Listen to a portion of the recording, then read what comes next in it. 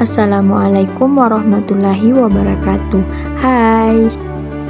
Perkenalkan, nama saya Al-Makfirah, stambuk A221-20011. Saya mahasiswi Universitas Tadulako, program studi pendidikan biologi. Pembahasan pada video kali ini mengenai struktur dan fungsi jaringan pada tumbuhan.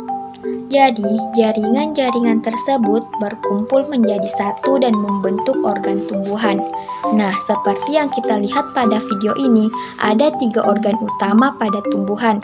Yang pertama ada daun, batang, dan akar.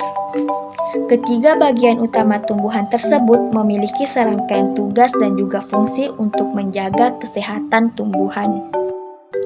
Jaringan apa saja sih yang menyusun ketiga organ tersebut? Mari simak penjelasan video kali ini.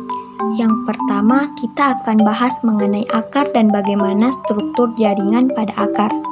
Akar adalah bagian tumbuhan yang terletak di dalam tanah. Akar memiliki beberapa fungsi. Yang pertama, untuk menopang tanaman. Yang kedua, menyerap zat hara pada tanah. Yang ketiga, menyalurkan zat hara, mineral, dan air ke bagian daun. Dan yang terakhir, menyimpan cadangan makanan pada umbi-umbian. Berdasarkan bentuknya, terdapat 2 jenis akar. Yang pertama, akar tunggang, di mana akar tunggang ini termasuk jenis tumbuhan dikotil. Yang kedua, akar serabut. Akar serabut ini jenis tumbuhan monokotil. Pada akar tunggang terdapat akar primer dan juga akar cabang, sedangkan pada akar serabut hanya memiliki akar cabang saja. Bagaimana sih struktur jaringan pada akar? Nah, jika dilakukan penyayatan secara membujur dan diamati menggunakan mikroskop, nah seperti inilah bentuk jaringan akar jika kita mengamatinya pada mikroskop, di mana ada 3 daerah atau zona pada akar tersebut. Yang pertama ada zona pembelahan, karena banyak terdapat jaringan meristem, khususnya meristem apikal. Dan yang paling bawah itu terdapat tudung akar yang berperan melindungi ujung akar dan membantu menembus tanah. Dan yang kedua ada zona pemanjangan, karena sel-selnya memanjang. Dan yang terakhir ada zona diferensiasi, membentuk rambut akar, di mana rambut akar ini berfungsi menyerap air dan mineral dari dalam tanah. Selanjutnya mengenai struktur jaringan akar jika dilakukan penyayatan secara melintang. Struktur yang pertama ada epidermis yang berfungsi sebagai pelindung, korteks sebagai cadangan makanan, endodermis sebagai mengatur masuknya air yang dibantu oleh pita Kaspari, perisikel membentuk cabang akar, xilem mengangkut air dan mineral, dan yang terakhir ada floem mengangkut makanan hasil fotosintesis. Organ yang kedua adalah batang. Fungsi dari batang yang pertama mengangkut air dan mineral dari akar ke daun. Yang kedua menyalurkan hasil fotosintesis dari daun ke seluruh tubuh. Dan yang terakhir sebagai tempat cadangan makanan.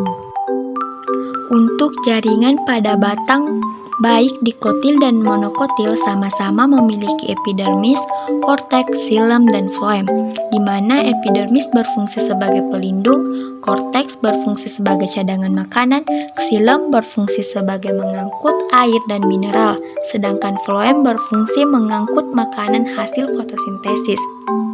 Namun pada batang dikotil terdapat kambium dan empulur yang tidak dimiliki oleh batang monokotil.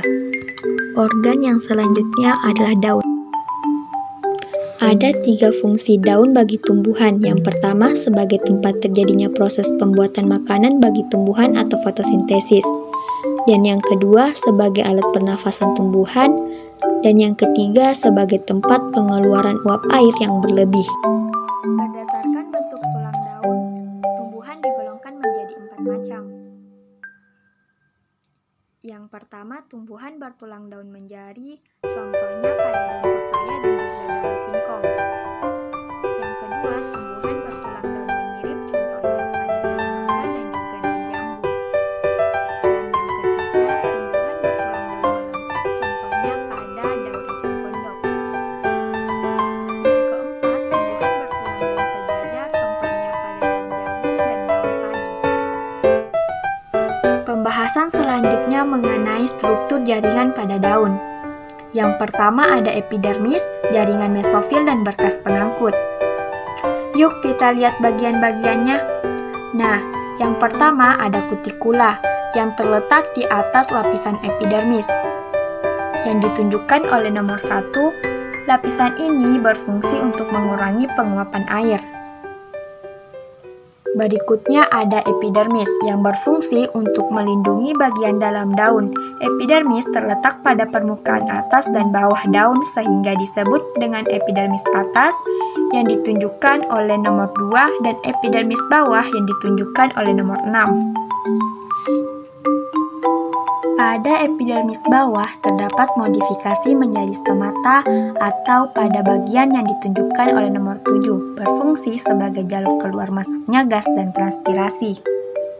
Berikutnya ada mesofil, terdiri atas jaringan palisada yang ditunjukkan oleh nomor 3 dan jaringan bunga karang yang ditunjukkan nomor 4.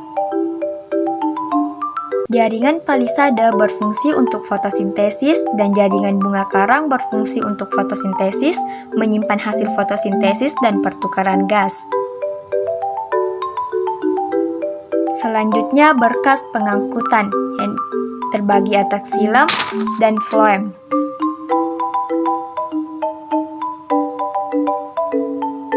Xilem berfungsi untuk mengangkut air dan mineral dari akar menuju daun.